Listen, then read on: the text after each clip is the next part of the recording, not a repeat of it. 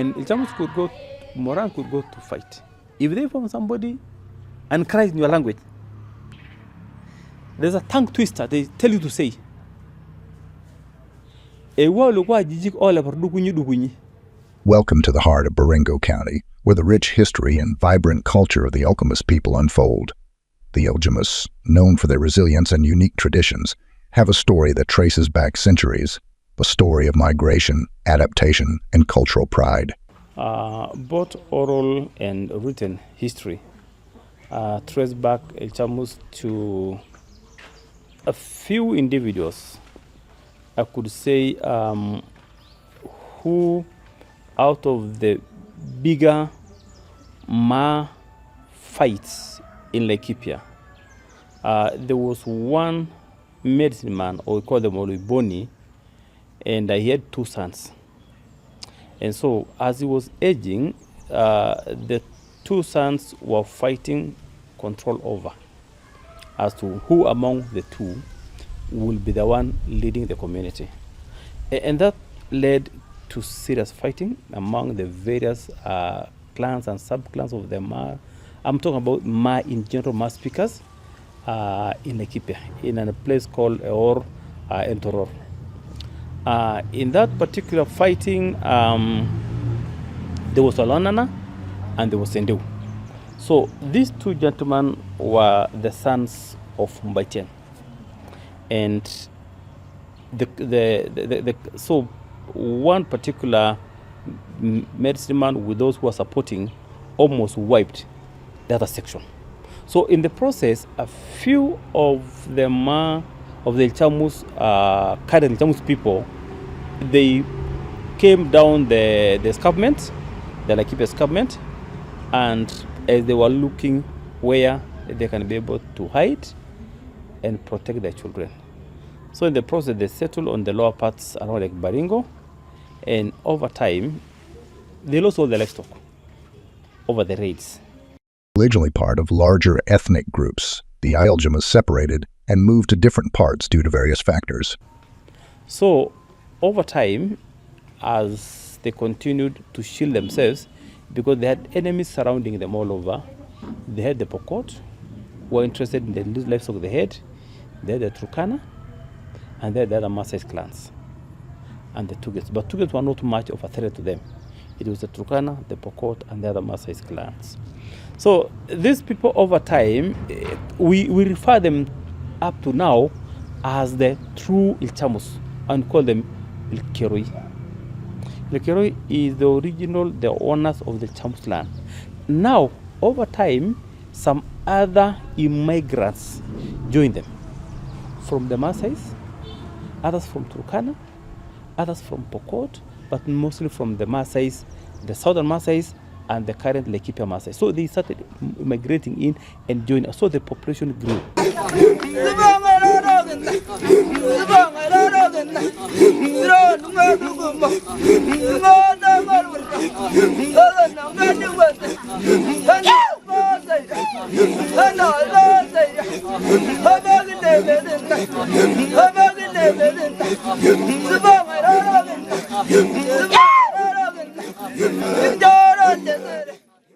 This journey not only defined their current settlements, but also their identity.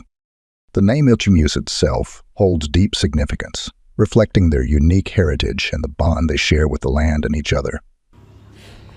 Ilchamus is a very unique community. In the books, they refer to as James, but James is a corrupt word of the Ilchamus. Whoever that wrote the first or spelled the name when they say I'm Ilchamus, and somebody from a different background could not get that word. So the Ilchamus is actually, the James is actually a corrupt word of the Ilchamus. It's a unique community in the sense, apart from, they've undergone kind of metamorphosis. They were livestock herders or pastoralists or nomadic communities.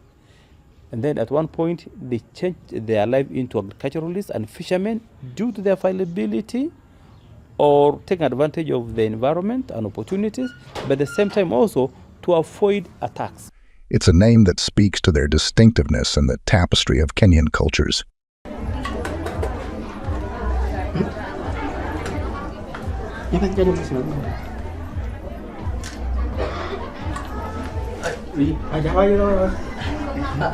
Sau này tôi đang cái đó. Nggak, hanya mau kotor di. Iya, mau kosan gitu. Ayo tadi biar nanti mana jauh.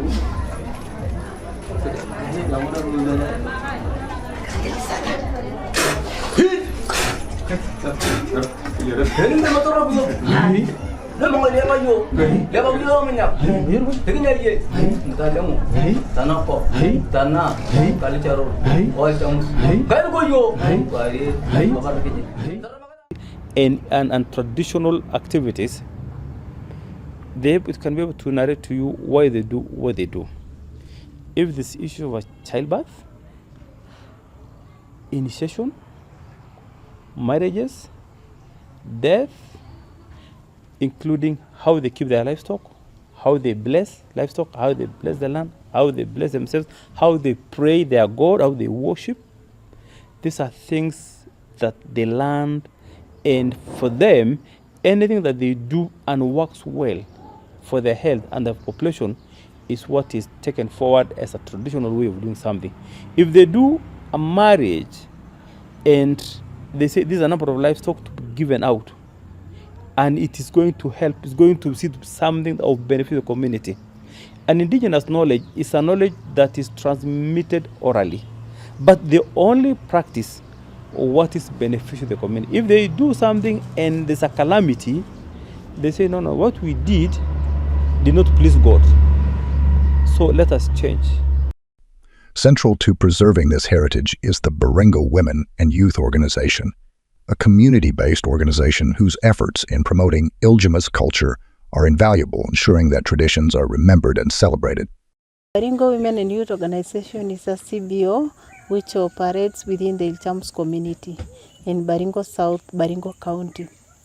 This organization was formed to champion the rights of Ilchamus and even to put the Ilchamus at the map of the world, to be known that we are here, they are marginalized, and what are the challenges which they face in terms of livelihood, the climate change, the sustainability of what they have been doing. So basically the Baringo Women and Youth Organization operates within the Ilchamus, the two words, Baringo, Ilchamus ward and Mugutani ward.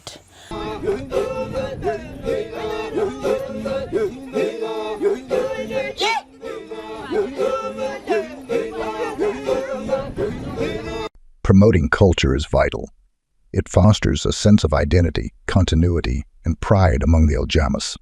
It also bridges the generational gap, passing knowledge and customs to the younger generations. When we formed the Baringo Women and Youth Organization, we started promoting the Ilchamus culture through going any ceremony in the community and tell them or advertise or sensitize the community to know the importance of keeping our culture in terms of our dressing, in terms of even the language.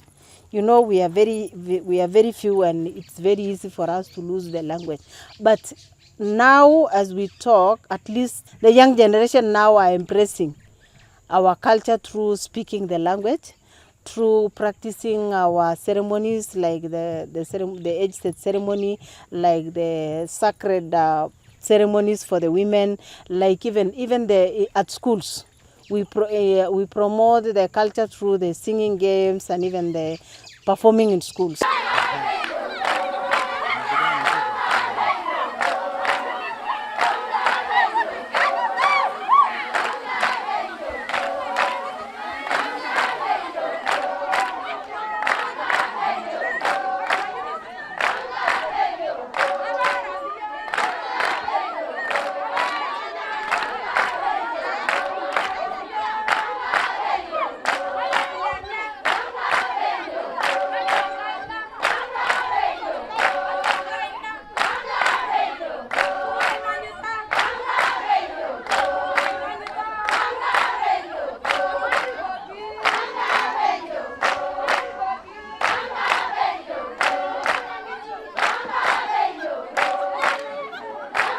We gathered all the Ilchamus from the two wards, that is Ilchamus ward and the Mugutani ward, to come and showcase the Ilchamus culture.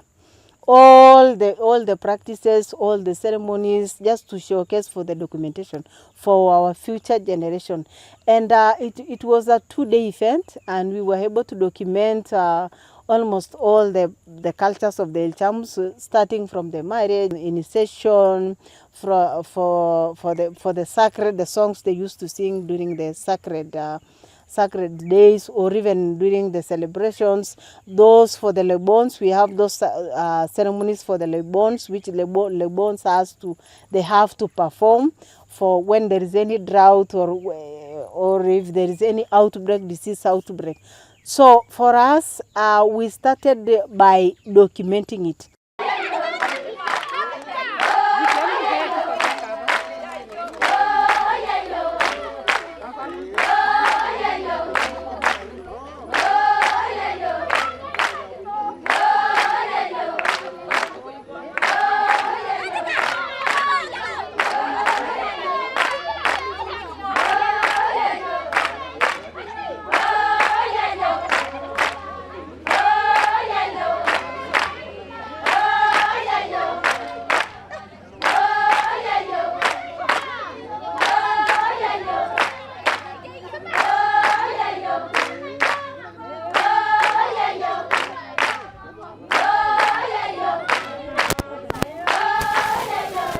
The Ilchamus Cultural Day serves as a powerful reminder of the resilience, strength, and the unity of the Ilchamus community. It is a day to reflect on in our history, traditions, and customs that have been passed down throughout generations, shaping our identity and guiding us in our journey forward. Let us take pride in our cultural heritage and commit ourselves to preserving and promoting it for generations to come. And I'm very serious about this. Waswahili walisema mwacha mila ni mtumwa. It emphasizes the importance of cherishing our cultural roots. Seeing the Ilchamus and the wider Maa community embrace their culture with such passion fills me with admiration without bound. You are setting an example for others to follow. Indeed, the Maasai regalia has become an integral part of Kenya's identity, and your commitment to preserving and promoting it is commendable.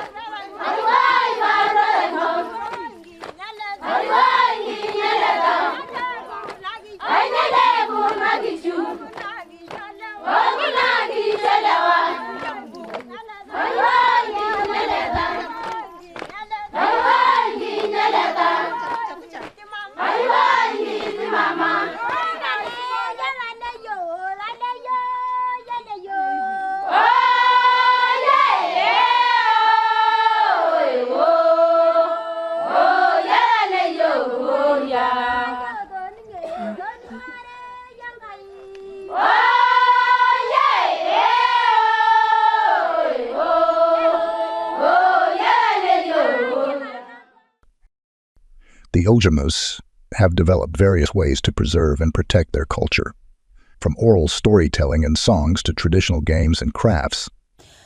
Culture is something which I can say it makes the society to be calm in terms of there's no a lot of conflict, because there are those values which you have to follow. There are those restrictions which you have to follow so that it guides you in everything that you do. Women have a lot of roles, because one, they're the ones takes home the care of their homes. They make sure that they play a role in making the hearts looks beautiful, like now this one. They also make sure that they bring up the children in a good way.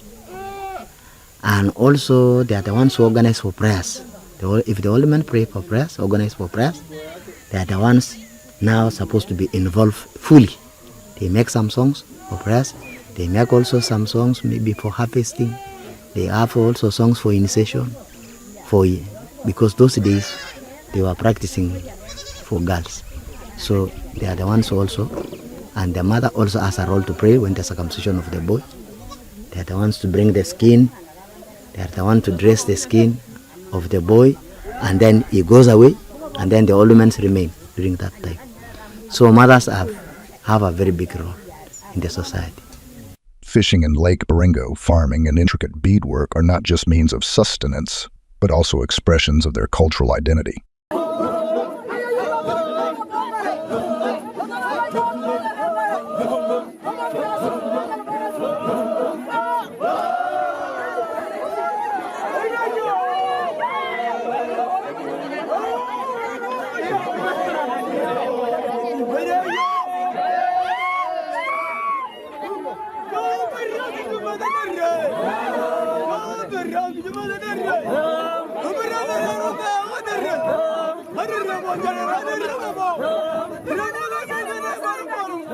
It was an eye-opener to many people, because we were able to showcase our culture. We were able to showcase the traditional attire which identify us as Ilchamus.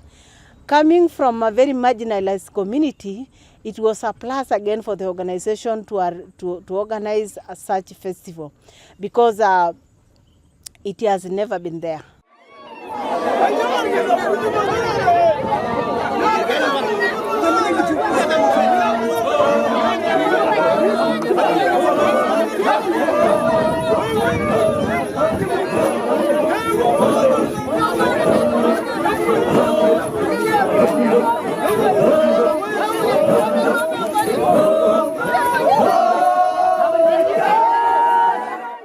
We were really proud to come and showcase our culture. It was an interactive event by the elders or the whole generation to come and share the knowledge to the young generations, and the young generations to come and learn what is in this culture, what is in our culture, to get that knowledge from the old generation. So for me, I'm very proud to document that culture, or to come and showcase that culture, to show our children that we need this culture. We need to revive our culture. We need to identify ourselves who we are as an Ilchamus. We need to tell the world that we are the Ilchamus, and we live in Baringo County. And the cultural event is crucial in the sense that culture is somebody's identity. It's actually just like a name. My culture is my identity, that's my name. And even draw your name from your culture. Your activities, your world view come from your cultural background. So for them to hold a cultural event is one way of telling the world, here we are, a unique community. We are all human beings with two legs, same skin, but we view life differently. So they displayed how they view life and how they practice life. And so, other than the world knowing, the young generation, the young people now, or could them the Generation Z, they would also be able to know who exactly are we. A significant rite of passage is the initiation of boys into adulthood. The preparation for circumcision is a detailed process involving both the boys and the community. Approval by the elders is crucial. It signifies the community's support and recognition of the boys' readiness for this important transition. We have the Nyangusi, we have the Peles. Those are the first ages that we can still remember in history. And then they started their culture in such a way that circumcision was one of them for men. And they started also age set after circumcision. Boys were recruited, and then a certain period of 10 years, another age set is being started afresh. After the age set is started afresh, after 10 years, circumcision after initiation. They start now Moransif, and then they went to Lumuget. After Lumuget, they go to Unoto, that is now, they have one president and the deputy president, and also they have the senior one, who is called Wangicha. That process is a way of maturing, preparing you for fight, preparing you for raiding, preparing you to defend the community. So when you are initiated, these are hardened boys who now nothing can tunya them, nothing can threaten them. They're able now to say, we are now in charge of this community and no neighboring community, because they believe the warani ni ku protect wazee, protect watoto na ng'ombe na wanawake. Kazi yao ni ku protect the community. So that function goes until when now the elders ask the boys to do another function called enkipata. Enkipata is also another elaborate. That sayare, I think, is done either 3 or 4 times. And normally with the school, they synchronize into holidays. Then the boys now go into Enkipata. Enkipata is now when there are those elders in the community who will give you the knife, call them piron. You don't ask to be circumcised by any other person. There's a specific age set. If, when we circumcise ourselves, there's an age that follow, and the age that preceded them.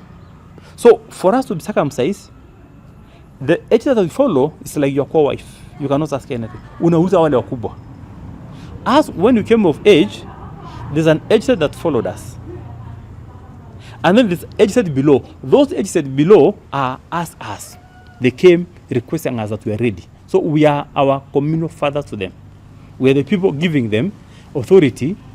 We are people commanding them, directing them, counseling them, because we are their fathers. However, these cultural ceremonies and rituals face numerous challenges. Modernization, external influences, and changing social dynamics threaten their continuity. The rites of passage for Ilchamus boys are evolving. Balancing traditional practices with contemporary life remains a delicate task. There are 2 animals that normally slaughtered in a child life to cleanse you. When you are born, there's an animal slaughtered called Ilbotan to cleanse and open you. Just before you're circumcised, another animal is killed called Ilkipocket. Every boy in every girl that time when they used to do for the girls, that animal must be slaughtered to cleanse you. So when you go circumcision, you go a clean person. Who are other animals now? They're not there. You have got 4 boys, before you circumcise them, slaughter 4 animals to cleanse them. When every child is born, at early age, they kill Albutan to cleanse you and set you the world now to grow, to protect you. Before circumcision, they slaughter another one to cleanse you. Toa madhambi. Ndio ukiruka sa manwood or womanwood, ile madhambi ya utoto imeoshwa. Lipocket actually is to clean you before you go the next life system. To transit from a child to a grown-up. The governance system of the Ilchamus is rooted in tradition. Elders play a significant role in guiding the community and ensuring adherence to cultural norms. The calendar that is clearly marked and comes cyclic like every 10 years is actually the initiation of the boys. I would say that's the only thing that is cyclic, because if you come to things like how they do the wedding, how they bury people, it's not something planned. It's not a communal thinking. It's individual thinking. But the thing that they do is the initiation of the boys. And it's very elaborate. And it comes every 10 years. And this is what happens. When the boys reach age of 7, 8, 9, 10, up to 15, as they mature into adolescents and teenagers, they start structuring their leadership. Appoint various leaders for various responsibilities. They have their chief, they have their disciplinarians, and they have their small council or executive. And so as the boys reach 15 and above, they now start asking the elders, we have come of age and we need to be initiated into Moranwood. And that's why now they start now planning. There are certain requirements or function they will perform in preparation. As they perform these functions, in Ilchamus, they call it Noposayare. The boys go into, it's like Sayare is a function done to pray for a barren lady who has never had children and ask God to bless her with children. But it's not just per se that Sayare is to pray for her. It's also an opportunity for the elders to come and see them, how mature, how organized they are. In the process of that Sayare, there's a lot of fighting, literally fighting. Marriage is another area where tradition holds strong. The roles of bridal families in negotiations and ceremonies underscore the communal nature of Ilchamus culture. When the boys are circumcised, they are not allowed to marry. They will not eat food alone. They're supposed to stay as small groups eating together. Initially, they never used to eat meat as had been seen by women. They're supposed to go to the bush and eat their own meat. Of course, lately they can eat any food. For some years, not allowed to marry until a function is done to allow them to marry. Now, before they marry, they allow them to marry, and then they will now go into another ceremony to appoint their president. In part of marriage, if you have maybe 2 to 3 sons, the first son must have to marry. Follow the chain of command. From the first one, the third one, to the last one. And how it is that? The boy, the parents identify. The boy is given opportunity. We have the families. In our families, these clans we are going to marry. They give him 3 choices of the clans. So make sure that you visit where the Morans are dancing and look for any girl from those 3 clans. If you identify one, you come and tell your father. And then from that time, you start moving with the sugar and some small alcohol, especially honey. You go to the family of the girl and inform that my son, together with your son, we are here as your visitors. We have identified this girl. That is another one. Another one is also booking. It is also booking for a long time. You go, you see, when the girl is still young and you like that clan, you make sure that you go and put a bead on the neck of that girl, and the girl will now come up until the time when she's 14 years, 16 years to 18 years. That is the time they can marry. So, but those days they marry as early, but not like nowadays. The roles of the family of the girl, they make sure that first of all they make an investigation. Is this the right man? Is this the right family? And then after that they give you okay. After giving you the okay, you are the ones to go and prepare. So there is part they play, and there is also part played by the bride, the groom, the bridegroom and the bride. So especially the girl, the family of the girl, they make sure that the angles are the ones who are going to prepare for the shoes for the girl during the time of marriage. There is also a special clothing they are going to buy, also for their daughter, especially not even clothes. They were using skins those days. There is a skin which is prepared for the goat. So they are the ones which prepare for that skin, and the girl is dressed, and then put the red ochre. Then from that time, the girl is ready for marriage. And then the family of the boy will bring the cows. the following day, and then the goats, and then the girl is now married by that time. The Ilchamus culture continues to thrive. It is a testament to their enduring spirit and the power of tradition in shaping and strengthening communities. As an organization, we are trying to bring everybody on board so that we can come together and put our minds together and see how this culture will be promoted and protected. And I don't think there's one culture on earth that promotes any hostility against each community. So if every community can promote their culture, finally we are going to merge as strong communities, different by our own cultures, but united by peace that's created, because any culture promotes good relationship with your neighbors, recognizing your uniqueness, but at the same time there's unity in acknowledging that diversity.